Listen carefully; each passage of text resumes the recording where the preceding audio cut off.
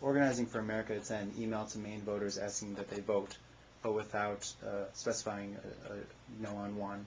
And then also they sent email to Maine voters asking them to call supporters in New Jersey for John Corzine. And a lot of folks, myself included, had been wondering, oh, the DNC had put money towards Prop 8 and zero here. The DNC had helped out in great part with Prop 8. Barack Obama had helped out, and there hasn't been anything like that here. And now around Election Day, we see, not nearly as much help. Do you have any thoughts on that? Well, I think you bring up a good point, which is the Democratic Party.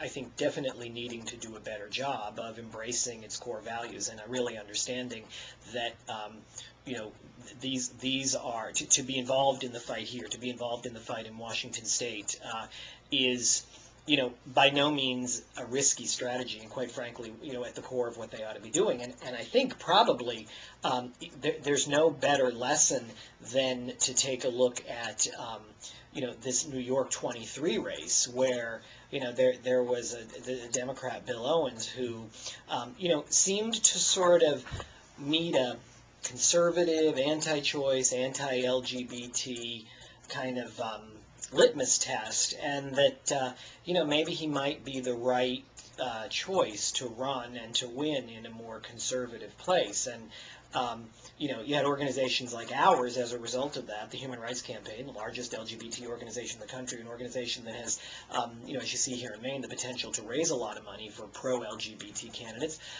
endorsing the Republican, a woman who ultimately couldn't survive the Republican primary, couldn't make it as a Republican and dropped out. Mm-hmm.